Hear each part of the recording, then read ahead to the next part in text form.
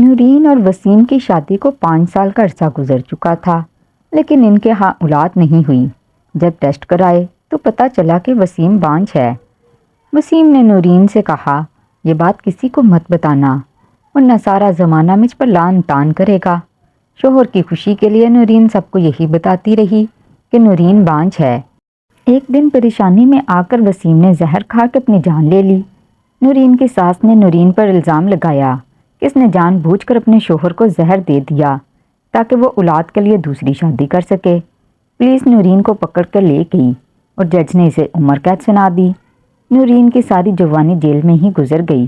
18 سال بعد جب نورین رہا ہو کر جیل سے باہر آئی تو دیکھا کہ اس کا شوہر تو سرخ رنگ کے دلہن کے جوڑے میں نازک سی نورین نے وسیم کے گھر کی چوکھٹ پار کی۔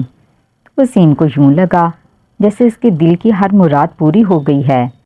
بے حد خوبصورت اور کم گوسی نورین اسے پہلی نظر میں ہی بہت پسند آئی تھی۔ اگرچہ اس کا رشتہ ماں نے اپنی مرضی سے کیا تھا، لیکن نورین میں ہر وہ خوبی موجود تھی جو ایک اچھی بیوی میں ہونی چاہیے۔ وسیم اسے دیکھتا تو اپنی قسمت پر رشک کرنے لگتا۔ خود نورین کا بھی یہی حال تھا۔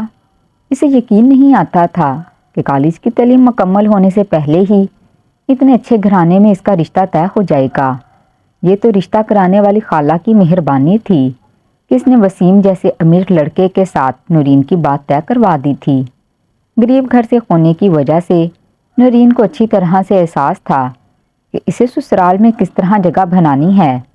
وسیم کی ماں بھی بہت خوش تھی کہ اس کے سعادت مند بیٹے نے اس کی پسند پر شادی کرنے کی حامی بھر لی تھی، ورنہ آج کل کے زمانے میں تو ہر کوئی پسند کی شادی کا راگ الاپ رہا تھا۔ مگر وسیم جیسا نیک اور فرما بردار بیٹا بھی تو کسی کسی کو ہی ملتا ہے۔ وسیم رسموں سے فارغ ہو کر کمرے میں داخل ہوا تو نورین اس کا انتظار کر رہی تھی۔ وسیم نے جیب سے منہ دکھائی کا تحفہ نکال کر اسے دیا تو نورین کے چہرے پر ایک بڑی ہی خوبصورت مسکراہٹ بکھر گئی۔ میں جانتا ہوں کہ تم امی کی پسند ہو اور ہماری شادی مکمل ارینج میرج ہے، لیکن اس کے باوجود میں تمہیں خوش رکھنے کی مکمل کوشش کروں گا اور میں چاہوں گا کہ تم بھی میرے اس گھر کو اپنا گھر سمجھو اور مجھ سمیت امی اور ابو کو بھی اپنی زندگی کا ایک حصہ مان لو۔ وسیم کی نرم سی آواز پر نورین نے مسکراتے ہوئے سر ہلا دیا اور پھر تو جیسے اس نے وسیم کی بات کو اپنا اوڑھنا بچھوڑنا بنا لیا۔ وہ جی جان سے ساس اور سسر کی خدمت کرتی اور انہیں شکایت کا کوئی موقع نہ دیتی۔ شادی کے اگلے روز سے ہی اس نے گھر سنبھال لیا تھا، کیونکہ گھر میں ساس کے علاوہ اور کوئی عورت موجود نہ تھی۔ رہی بات وسیم کی، وہ تو نورین کو دیکھ دیکھ کر جینے لگا۔ اتنی خوبصورت اور سگڑ بیوی کے ملتے ہی اس کی ہر خواہش پوری ہونے لگی۔ وہ جو بات منہ سے نکالتا نورین اسے پورا کر دیتی۔ دونوں کی جوڑی چاند سورج کی جوڑی کہلانے لگی تھی۔ مگر ایک عجیب بات ہوئی۔ نورین کی وہ ساس جنہوں نے نورین کو خود پسند کر کے لایا تھا، اب انہیں بیٹے اور بہو کی محبت ایک آنکھ نہ بھاتی تھی۔ وسیم کام سے واپس آتے ہوئے نورین کے لیے گجرے یا کھانے پینے کی کوئی چیز لاتا تو ساس کا منہ بن جاتا۔ وسیم نے پہلے پہل تو نظر انداز کیا، مگر رفتہ رفتہ یہ چیز اس کی پریشانی کا باعث بننے لگی تھی۔ وہ ماں اور بیوی دونوں میں سے کسی کو ناراض نہیں کرنا چاہتا تھا۔ نورین بھی اس بات کو خوب سمجھ رہی تھی کہ وسیم کی بے انتہا محبت ساس کو کچھ برداشت نہیں ہو رہی۔ یہی وجہ تھی وہ سارا دن موقع بے موقع نورین کو ٹوکتی ہی رہتی تھی، مگر جواباً نورین نے کبھی کوئی شکایت نہیں کی تھی۔ اس روز وہ دوپہر کا کھانا بنا کر فارغ ہی ہوئی تھی جب اس کا موبائل بجا۔ مصروف سے انداز میں نورین نے موبائل اٹھا کر دیکھا تو وہاں وسیم کی کال آ رہی تھی۔ نورین کے لبوں پر مسکراہٹ دوڑ گئی۔ آفس کے چند گھنٹوں میں بھی وہ اسے کتنی ہی بار فون کر کے اس کی خیریت معلوم کیا کرتا تھا۔ اس وقت بھی نورین نے مسکراتے ہوئے فون کان سے لگایا تو دوسری جانب وسیم کی آواز سنائی دے رہی تھی، کیسی ہو زوجہ محترمہ؟ میں نے سوچا تمہیں فون کر کے خوشخبری سنا دوں۔ وسیم کی آواز کھنکتی ہوئی تھی۔ نورین کو بے اختیار تجسس ہوا کہ وہ کس خوشخبری کی بات کر رہا ہے، اسی لیے اس نے وسیم سے پوچھ ہی ڈالا، کیسی خوشخبری؟ آخر آپ کس بارے میں بات کر رہے ہیں؟ نورین نے پوچھا تو وسیم نے خوشی بھرے لہجے میں اسے بتایا کہ اس کا پروموشن ہو گیا ہے اور اب اس کی تنخواہ اور دیگر مرات میں بھی خوب اضافہ ہو جائے گا۔ یہ بات تو بہت خوشی کی تھی۔ نورین نے بے اختیار ہی اللہ کا شکر ادا کیا۔ وسیم نے اسے کہا وہ آج رات تیار رہے، وہ دونوں باہر ڈنر کرنے جائیں گے۔ چونکہ اس کا پروموشن ہوا ہے تو وہ نورین کو کسی اچھی سی جگہ پر کھانا کھلانا چاہتا تھا۔ نورین کو بھلا کیا اعتراض ہو سکتا تھا؟ اس نے شام سے پہلے ہی اپنے سارے کام ختم کر لیے۔ ساس چپکے نورین کی یہ پھرتیاں دیکھ رہی تھی، لیکن انہوں نے کچھ کہا نہیں۔ جس وقت وسیم گھر آیا اور اس نے آ کر اماں کو بتایا کہ اس کا پروموشن ہو گیا ہے تو انہوں نے خوشی سے اسے دعا تو دی، لیکن پھر بھی وہ کچھ خاموش سی تھیں۔ وسیم نے ماں کو اطلاع دی کہ وہ نورین کو لے کر باہر کھانا کھلانے جا رہا ہے۔ اس کی ماں کو باہر کے کھانے ہضم نہیں ہوتے تھے، لہٰذا انہیں ساتھ نہ لے کر جانا مجبوری تھی۔ ماں کو اطلاع دے کر وسیم نورین کا ہاتھ پکڑ کر گھر سے باہر نکل گیا۔ دونوں نے بہت اچھا وقت ساتھ گزارا۔ مہنگے اور اچھے ریسٹورنٹ میں وسیم کے ساتھ بیٹھ کر کھانا کھاتے ہوئے نورین کو یقین نہیں آ رہا تھا کہ اس کی زندگی کس قدر خوبصورت ہو چکی ہے۔ رات دیر سے ان کی واپسی ہوئی۔ دونوں تھکے ہوئے تھے، اسی لیے فوراً ہی اپنے کمرے میں چلے گئے۔ اگلی صبح وسیم پھر سے آفس چلا گیا تو نورین گھر کے کام کاج میں مشغول ہو گئی۔ اسی دوران محلے کی ایک عورت نورین کی ساس کے پاس آ کر بیٹھ گئی۔ وہ دونوں باتیں کرتے ہوئے گاہے بگاہے نورین کی طرف بھی نظر ڈال لیتی تھیں، جو وہیں آس پاس کام کرنے میں مگن تھی۔ بہو تو تمہاری بہت اچھی ہے بھائی شمسا، بڑی ہی خوبصورت اور سلکا شعر ہے، مگر یہ تو بتاؤ کہ تم اکلوتے بیٹے کے بچوں کی دادی کب بننے والی ہو؟ آخر کب ہمیں خوشخبری سناؤ گی؟ اب تو شادی کو تقریباً 6 مہینے گزر چکے ہیں۔ پڑوسن نے ٹول لینے والے انداز میں نورین کی ساس سے پوچھا۔ نورین جو بات سے گزر رہی تھی ٹھٹک سی گئی۔ یہ تو اس کے اندر کی بات تھی۔ وہ خود بھی چھپکے سے کافی دنوں سے اسی متعلق ہی سوچ رہی تھی کہ کب وہ ماں کے اعلیٰ درجے پر فائز ہوگی۔ نورین کی ساس نے ایک ٹھنڈی سانس بھری اور نورین کی جانب ایک چپتی ہوئی نگاہ ڈالی اور اپنی پڑوسن کی طرف منہ کر کے کہنے لگی، کیا بتاؤں بہن، رات دیر تک باہر گھومنے پھرنے اور ہوٹلوں کے کھانے کھانے سے فرصت ملے گی تو بچہ پیدا کرنے کے بارے میں بھی کچھ سوچے گی۔ یہ آج کل کی لڑکیاں تو ویسے ماں بننے کی ذمہ داری سے گھبراتی ہیں۔ بس اچھا گھر مل جائے، نوکر چاکر اور پیسہ ہو تو کیا پڑی ہے ان کو بچہ پیدا کر کے انہیں پالنے کی، بس عیاشی سے زندگی گزارتی رہتی ہیں۔ نورین کے اوپر گویا کسی نے ٹھنڈا ٹھار پانی انڈیل دیا ہو۔ پڑوسن اور نورین کی ساس اب مزید باتیں کر رہی تھیں، لیکن اب ان کی آواز ہلکی ہو چکی تھی۔ نورین خاموشی سے اپنے کمرے کی جانب بڑھ گئی۔ ساس کی بات نے اسے بے چین کر دیا تھا۔ وہ دیکھ رہی تھی کہ کچھ دنوں سے ان کا رویہ کافی حد تک بدل چکا ہے، اور پھر تو یہ نورین کی ساس کا معمول بن گیا۔ وہ اٹھتے بیٹھتے نورین کو اس بات کا احساس دلانے لگی کہ اب اسے جلد ہی انہیں خوشخبری سنا دینی چاہیے، اور یہ کہ وہ اکلوتے بیٹے کی جانب سے یہ خوشخبری سننے کے لیے بےتاب ہیں۔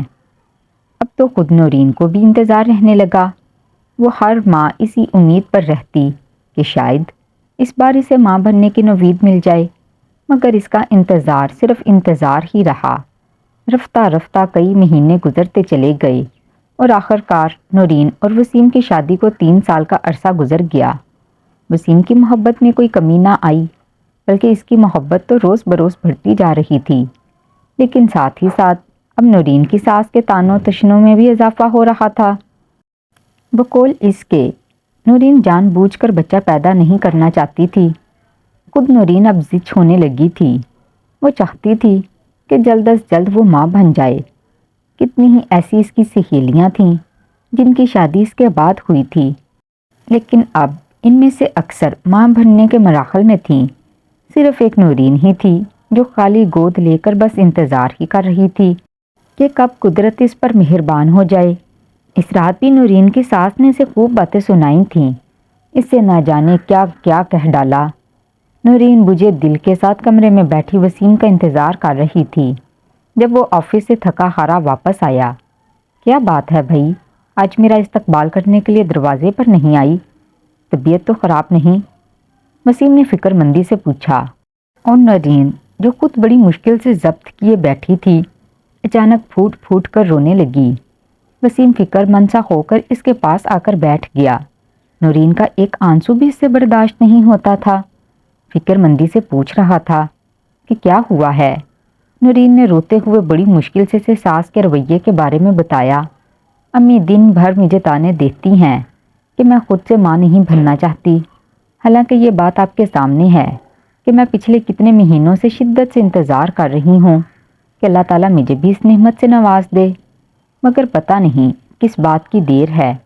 اب تو ہماری شادی کو کافی وقت گزر چکا ہے، ہمارے ہاں جلد بچہ ہونا چاہیے۔ نورین کی بات پر وسیم خاموش نہ رہ گیا۔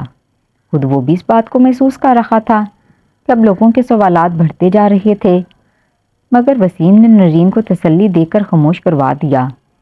لیکن آخر کب تک اس کے پاس کے لوگوں کی چپتی ہوئی ٹٹولتی ہوئی نگاہیں نورین کے وجود کا جائزہ لیتی رہتیں، بس یہی سوال پوچھتی کہ نورین کے ہاں اولاد کب ہوگی۔ نورین تنگ ہونے لگی۔ دن مہینوں میں بدلتے رہے اور مہینے سال میں، مگر نورین کے ہاں اولاد نہ ہونی تھی، نہ ہوئی۔ رفتہ رفتہ 5 سال گزر گئے۔ یہ 5 سال کا عرصہ نورین نے گویا کانٹوں پر چل کر گزارا۔ اب ہر کوئی اسے رحم بھری نگاہوں سے دیکھتا کہ شاید وہ اس لائق ہی نہیں کہ اولاد پیدا کر سکے، اور اب اس کی برداشت کی حد ختم ہو چکی تھی۔ شادی کی 5ویں سالگرہ پر جب وسیم نے اس کے ہاتھ میں ہیرے کی انگوٹھی پہنائی تو نورین نے اسے ایک عجیب بات کہہ دی، میں چاہتی ہوں کہ ہم لوگ اپنا اپنا میڈیکل چیک اپ کروا لیں۔ میں کئی سالوں سے ڈاکٹرز کے پاس جا رہی ہوں اور بقول ڈاکٹرز کے میرے اندر کوئی کمی نہیں ہے، میں مکمل طور پر صحت مند ہوں اور ماں بن سکتی ہوں، تو پھر آخر کمی کس میں ہے؟ آپ کو بھی اپنا چیک اپ کروانا چاہیے، شاید کوئی ایسی بات ہو جو ہم دونوں نہ جانتے ہوں۔ نورین کی گہری بات پر وسیم اسے دیکھ کر رہ گیا، لیکن اسے نورین کی بات ماننا ہی پڑی، کیونکہ اس کا اسرار دن بدن بڑھتا ہی جا رہا تھا۔ ایک روز وہ دونوں ڈاکٹرز کے پاس چلے گئے۔ ڈاکٹر نے نورین کا پہلے سے ہی معائنہ کر رکھا تھا اور ان کی رپورٹس کے مطابق نورین بالکل تندرست تھی۔ اب کی بار انہوں نے وسیم کا بھی چیک اپ کیا، کچھ ٹیسٹ لکھ کر دیے۔ وسیم نے بوجھے دل کے ساتھ وہ تمام ٹیسٹ کروا لیے، اور جب ٹیسٹ کی رپورٹ آئی تو ان کے اوپر گویا آسمان ٹوٹ پڑا۔ وسیم کانپتے ہاتھوں سے اپنے ٹیسٹ کی رپورٹ کو پڑھ رہا تھا۔ کمرے میں داخل ہوتے ہوئے نورین نے دیکھ لیا کہ وسیم کے چہرے کی رنگت سفید پڑ رہی ہے۔ کیا بات ہے وسیم، کیا لکھا ہے ٹیسٹ کی رپورٹس میں؟ نورین نے اندر آتے ہوئے وسیم سے پوچھا۔ اس نے خاموشی سے اپنے ٹیسٹ کی رپورٹ نورین کی جانب بڑھا دی۔ نورین نے رپورٹ پر نظریں دوڑائیں اور ساکت رہ گئی۔ رپورٹ میں لکھا تھا کہ وسیم کبھی باپ نہیں بن سکتا۔ اس کے اندر میڈیکلی طور پر ایسی خامی موجود تھی کہ باپ بننے کے اہل ہی نہ تھا۔ یہ خبر ان دونوں پر پہاڑ بن کر ٹوٹی تھی۔ وہ جب تک اس امید پر جی رہے تھے کہ شاید آنے والے وقت میں انہیں اولاد جیسی نعمت مل جائے۔ اس خبر نے تو انہیں مکمل طور پر مایوس کر دیا تھا۔ نورین نے اپنا دل تھام کر وہیں بستر پر بیٹھتی چلی گئی، اور تبھی وہ چونکی جب اس نے وسیم کو اس کے ہاتھ سے رپورٹ لے کر پھاڑتے ہوئے ڈسٹ بن میں پھینکتے دیکھا۔ نورین نے بے یقین نظروں سے وسیم کی جانب دیکھا۔ اس کا رنگ زرد ہو رہا تھا۔ مجھے معاف کر دو نورین، مگر پلیز یہ سب کسی کو مت بتانا۔ اگر تم نے کسی کو بتایا کہ میں باپ بننے کے لائق نہیں تو سب لوگ مجھ پر ہنسیں گے اور میرا تماشا بن جائے گا۔ لوگ مجھے نامرد ہونے کے طعنے دیں گے، سوسائٹی میں میرا اٹھنا بیٹھنا مشکل ہو جائے گا۔ صرف تم ہی ہو جو میرا پردہ رکھ سکتی ہو۔ وسیم التجائیہ انداز میں نورین سے کہہ رہا تھا۔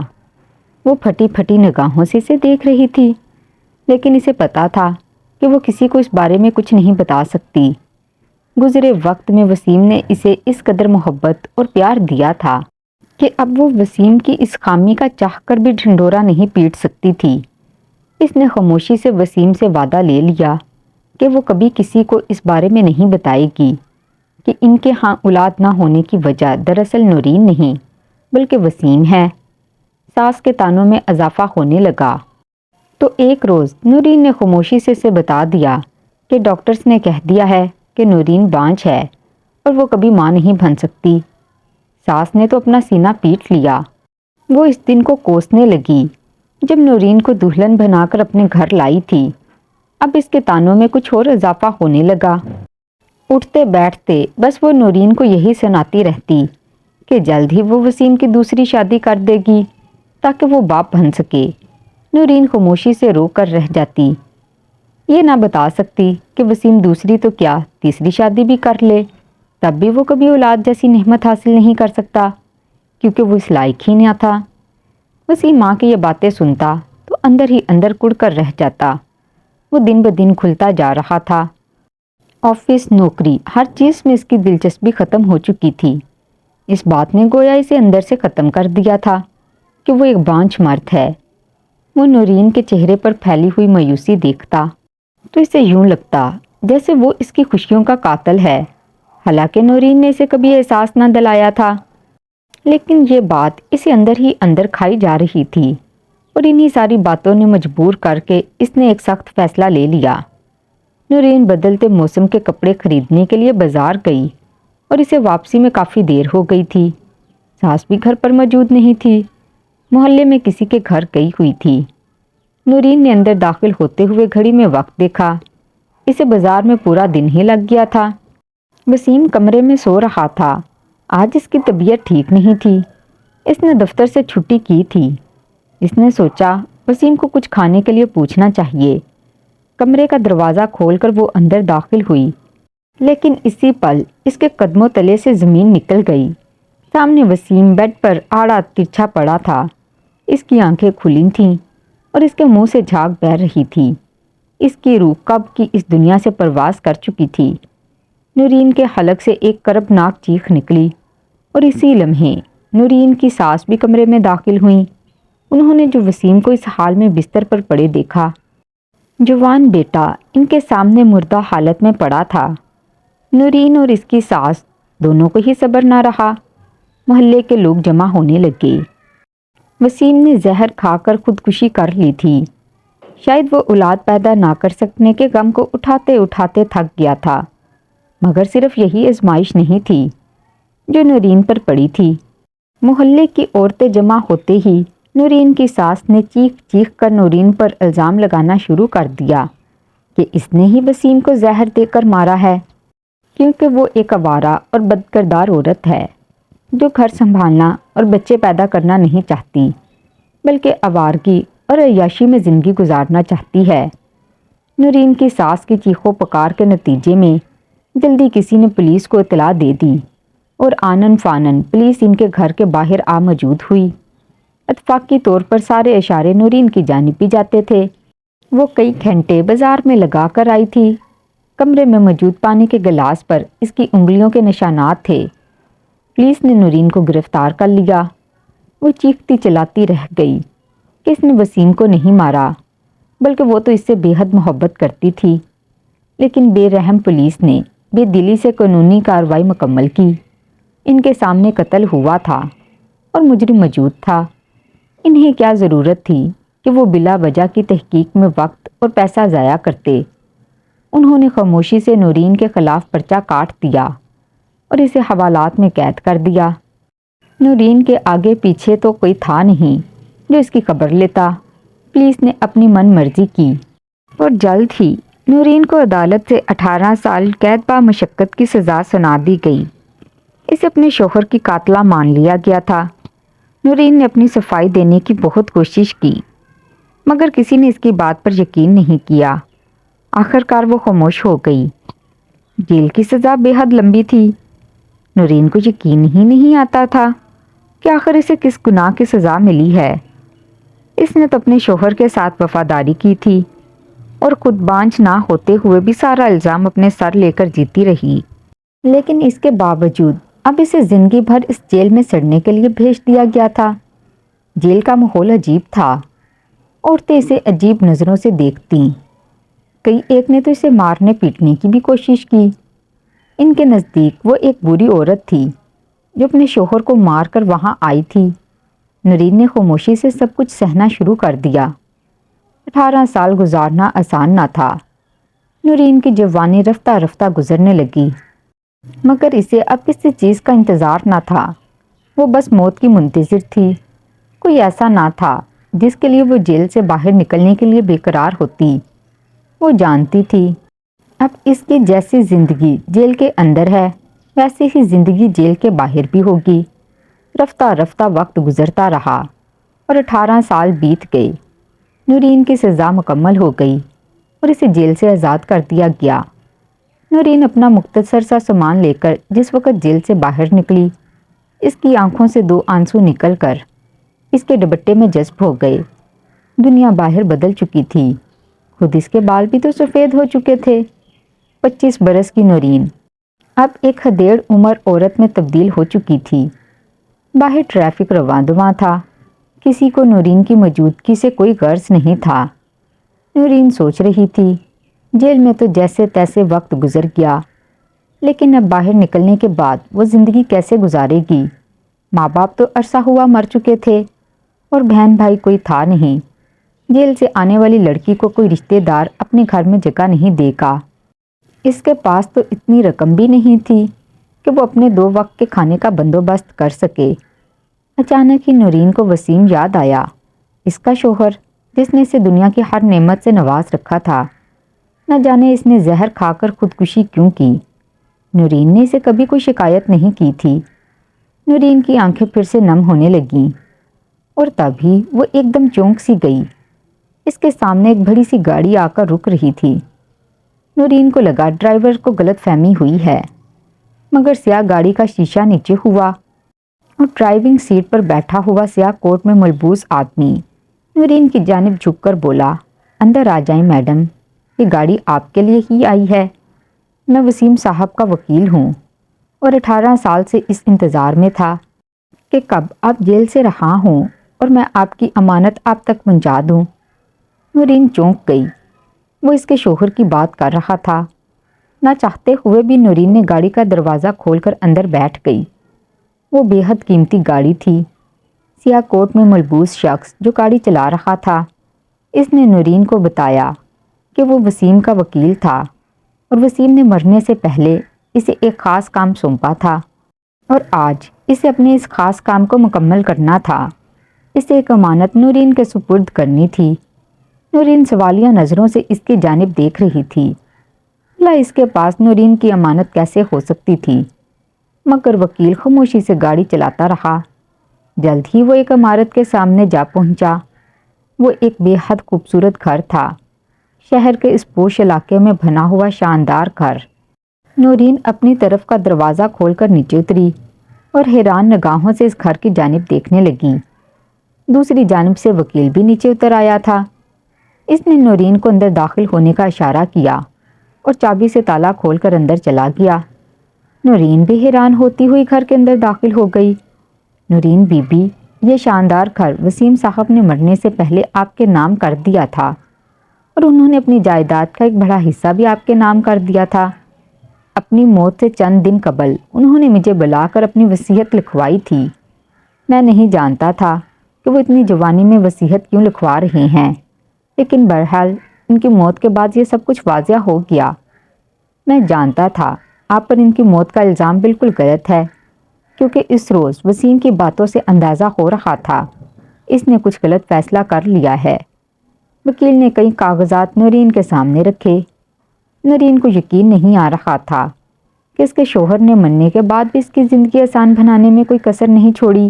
کاغذات پر دستخط کرتے ہوئے وہ مسلسل یہی سوچ رہی تھی کہ وسیم ایک باوفا شوہر تھا، مگر قسمت کی ستم ظریفی سے بانجھ ہونے کا بوجھ اٹھانے کے قابل نہ تھا۔ وکیل دستخط کروا کر جا چکا تھا۔ سب کچھ اب قانونی طور پر نورین کا تھا۔ ساس مر چکی تھی، جائیداد میں اور کوئی وارث نہ تھا۔ نورین اپنی آگے کی زندگی گزارنے کے لیے آزاد تھی۔ تو ناظرین، کیسی لگی آج کی کہانی؟ ویڈیو پسند آئی ہو تو ویڈیو کو لائک اور چینل کو سبسکرائب کر دیجئے گا۔ ملتی ہوں اگلی ویڈیو میں، تب تک دعاؤں میں یاد رکھیں۔ اللہ حافظ۔